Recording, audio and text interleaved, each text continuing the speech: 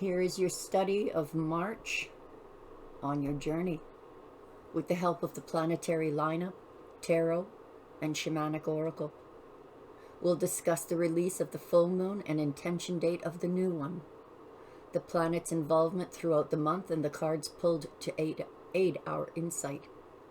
In March, you will also be wielding the power you accumulated in February as spring approaches. Venus conjuncts with Jupiter on March 1st, a good omen for your social life. And on the world stage, humanity is geared up for a change in migration to more common understanding in the direction it is now moving after the explosive consciousness of February. Mercury is in Pisces from the evening of March the 2nd to the 19th, which is relatively quick. During this time, our thinking processes are more visual, intuitive, and imaginative. We are attuned to the world of emotion, which colors both our thoughts and our communication. Guesses are good and intuitive, which beautifully prepares us for the release of the full moon. More on that in a minute. With Mercury in Pisces, we are more attracted to conscious raising information. Your release and intention dates. Release on the full moon of March 7th will be in Virgo. Virgo will help you turn that new leaf into a brand new you, unsullied, pure, the return of innocence. Virgo is the virgin, the receiver of the seed. For some, it may feel like a shock awakening. For others, a need to protect that inner child. The card that I pulled for this was the Seven of Cups, which shows opportunities and ideas that can be confusing when trying to choose wisely. But you have the help of Mercury in Pisces, where your intuition and guesses are positive. Treat this full moon as you would your void of moon day, which you will find for your particular sign listed over at the website, thejourneyhome.ca. Saturn also enters Pisces on the day of the full moon, which brings uncertainty and doubt, thus the Seven of Cups. With the full moon on the 7th, Mercury will help anchor you to avoid that second guessing when releasing. In preparation in the first week of March to the full moon on the 7th, talk to your guides to reconcile past issues and ask them to help release you of anything that has chained you with habits and thoughts you are not happy with. Follow your intuitions. Don't second guess with the Seven of Cups. Exercise these energies physically by clearing your home and body. Take out the garbage, sweep the floors. Physically, by clearing your home. Remove those things that you don't need, and cleanse the body by fasting and or bathing. Trim your hair or a lock of it. Virgo in the full moon plants that spiritual seed that will birth something perfect. The journey towards the new moon, Jupiter conjuncts Chiron, March 12th. In keeping of our release on the full moon, curiosity folds into a need of greater understanding, wisdom, awareness, and holistic healing. We are ridding ourselves of the negative energies that held us back on both a personal level and on the world stage. Remember, everything you do in your own life is a reflection of your part in the collective. Are you an anchor or creator of new things? You may notice your thoughts metastasize and form in a revamping of the changes that are you and what you are becoming. Aries is the influence here, with volatile forces in change. Venus enters Taurus on the 16th, where the carnal can take the volatility that was in Aries to release in sensuality. On the practical side, the holding of value and finances emerge. The Seven of Cups energy that brought uncertainty has more of the focus here on the need for stability.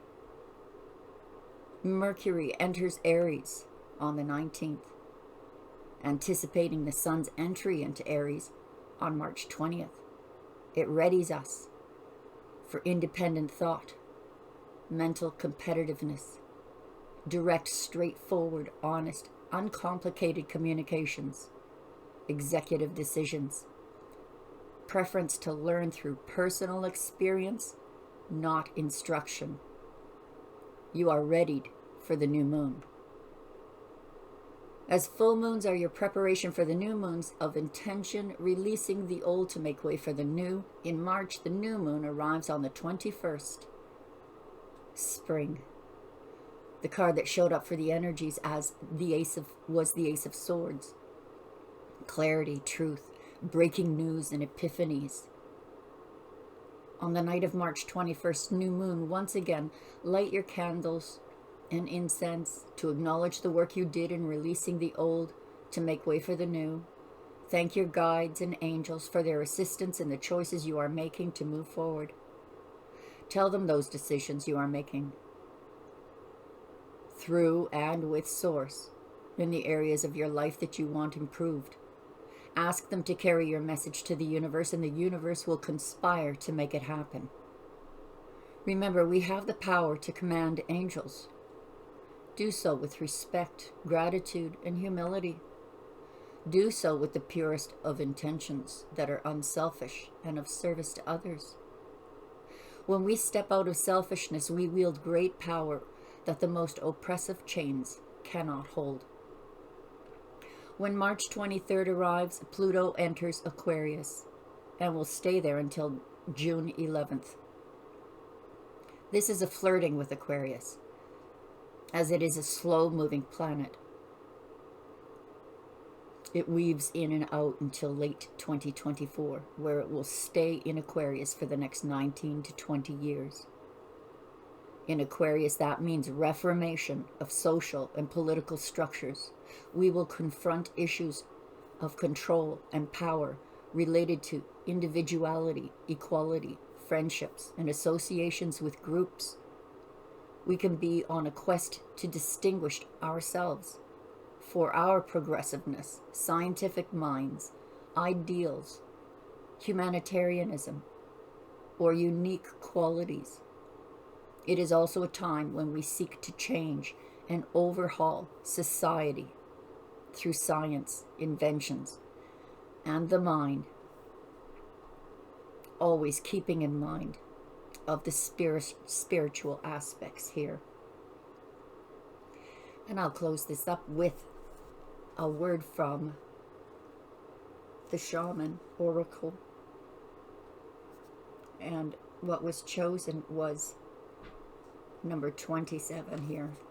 The number 27, the hunter. Before the dawn of agriculture, we hunted in the forests to keep our kin, to feed our kin. The hunter never takes more than what the village needs to survive, often taking only one creature, the good kill. He is a master tracker who knows which path to follow to find success. Rely on your own skills to traverse the thick forest you are in to reach your destination. You need to follow the tracks left by spirit to claim your bounty, which is already prepared and being offered to you. Do not follow the maps drawn by others, as they will not lead you true. Instead, become the map maker. Find your internal compass and use all your senses, including your common sense. Don't settle for the roadkill. It could be poison. Be careful that you do not become the prey of your desires and fantasies. Remember to not want more than you need, so you are not guided by unbridled ambition. It is okay to come home empty-handed.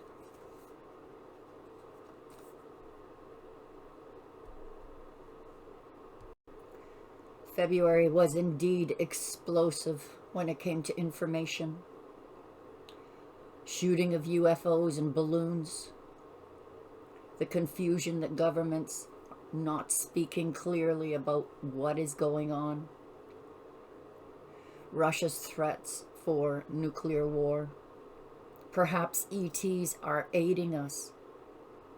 Perhaps the downed ETs were sacrifices to bring disclosure. There was a lot going on for February, and the emotion, the data for the emotion and the linguistics are going to be very high release language until at least June or July. People waking up en masse, people in governments and in local governments are becoming more afraid of the truth, realizing things that they believed in weren't so, that they believed the lies.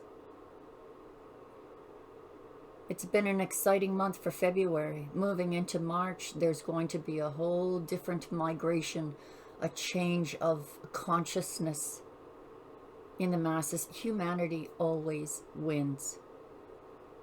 We could talk about the past cataclysms of the earth, what it's gone through.